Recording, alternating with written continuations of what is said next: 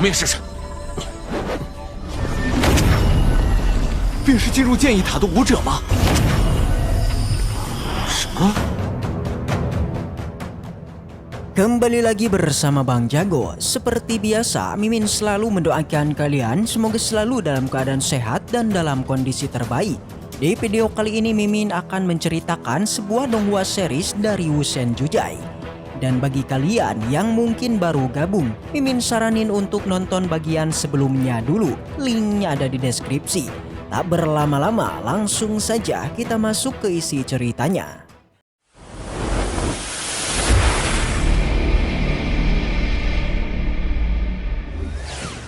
Cerita kembali dilanjutkan yang masih berlatar di warisan pedang.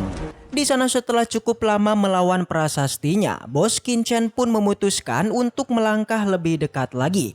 Tapi jelas untuk yang kali ini serangan dari prasastinya tak hanya tebasan pedang belaka, melainkan juga menggunakan rantai yang super besar. Alhasil meskipun Bos Qinchen adalah reinkarnasi master tertinggi, ia tetap saja dibuat kewalahan.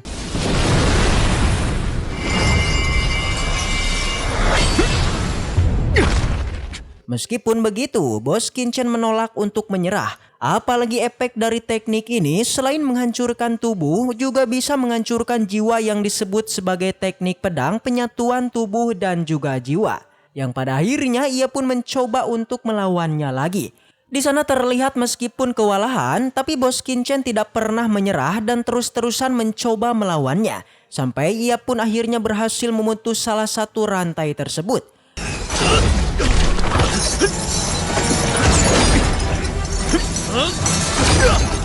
Tapi di saat yang sama para murid inti dari sekte pedang akhirnya tiba. Sontak melihat Bos Qinchen lah yang datang duluan, Han Pei benar-benar sangatlah kaget. Apalagi mereka juga sudah naik ke atas.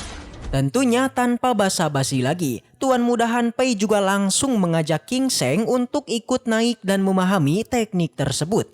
Sementara untuk Bos Qinchen di sana terlihat ia pun berhasil memutus satu persatu rantai yang ada di sana. Ia pun benar-benar berhasil menerobos dan berada di depan dari prasasti itu.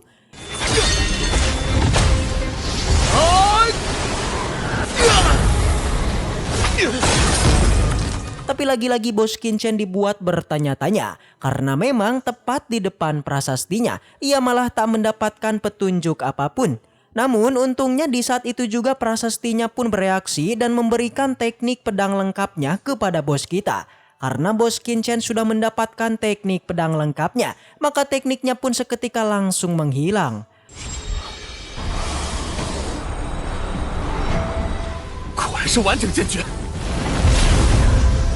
Sontak seorang praktisi yang ada di sana ia pun sangatlah kesal. Terlebih lagi Bos Qinchen bilang dengan kemampuan mereka semua, mereka tak akan bisa mendapatkan tekniknya ini. Tentunya melihat tingkah sombong tersebut ia pun langsung memprovokasi para tuan muda agar memberikan Bos Qinchen pelajaran. Apalagi ini adalah warisan pedang wilayah sekte pedang mereka. Tapi di sana para tuan muda masih belum bergerak, yang membuat ia sendiri yang turun tangan dan mencoba untuk melawan bos kita. Yang sudah jelas hanya dengan satu gerakan saja ia pun langsung dibuat tak berkutik.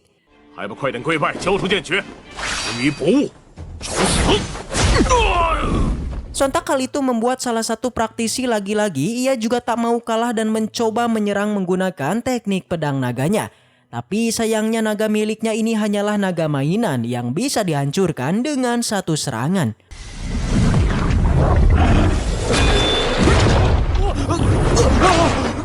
Bahkan meskipun ia sudah mengancam kalau sekte benteng apinya pasti tak tinggal diam, Bos Qinchen tak gentar sama sekali dan tetap mempermalukannya di depan umum.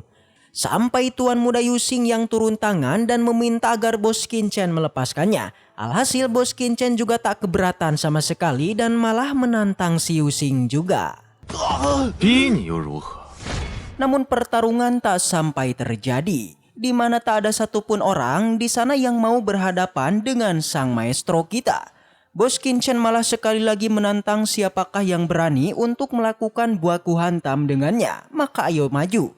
Lagi-lagi semua orang gemetar tak terkecuali Tuan Muda Yusing dan yang lainnya mereka mundur perlahan. Alhasil karena tak ada lagi yang menantang, maka di sana Lang Qingpeng memutuskan segera maju pada menara warisan pedang lantai pertamanya. 真行一步。 Melihat ini kedua wanita menjadi khawatir. Mereka takut ketinggalan oleh Lang Qingpeng karena nyatanya mereka sudah tahu mengenai hadiah dari warisan pedang ini yang luar biasa.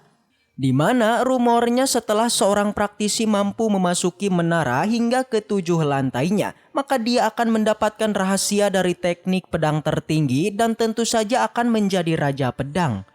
Keduanya panik dan segera ingin menyusul Lang Qingpeng dan mereka pun pergi. Begitupun dengan bos kita guys, Xian Yu, Wu Dao, Wu Ming dan Tuan Muda Ji. Mereka juga tak mau ketinggalan dan segera pergi. Sebelum masuk ke lantai pertamanya, bos kita terlebih dahulu mengecek portal dari artefak pedangnya. Dia terkejut karena artefak ini sangatlah luar biasa. Karena selain auranya yang luar biasa, bos kita menyadari jika artefak ini memiliki struktur bahan dari luar angkasa. Mereka pun berjalan masuk dan langsung berpindah pada sebuah tempat yang di sana hanya ada tumpukan pedang dan dibarengi dengan beberapa lampion. Bos kita dan yang lainnya perlahan berjalan dan terus melirik ke sana kemari berharap ada sesuatu yang aneh. Namun mereka tidak menemukan apapun. Yang ada bos kita merasakan jika aura di tempat ini seperti mirip dengan dunia luar tadi. Namun tempat ini bos Qingchen mengira dimaksudkan memandu seseorang pendekar pedang untuk masuk ke lantai berikutnya. Benar saja bisa dilihat ada sebuah benang yang tak terlihat yang kini mengikuti semua orang termasuk bos kita. Mereka semua belum menyadari keberadaannya karena dirasa tempat ini terlalu lemah, jadinya Tuan Han Pei dan yang lainnya pun bergegas pergi ke lantai kedua. Bos kita yang melihatnya dia sama sekali tidak berkomentar. Alih-alih mengikutinya bos kita malah duduk bersila berniat melakukan kultivasi. Benar saja, baru juga beberapa detik berkultivasi. Di sana muncul sebuah benang energi yang memasuki tubuh bos Qingchen. Dia pun mengerti dan melanjutkan kultivasinya.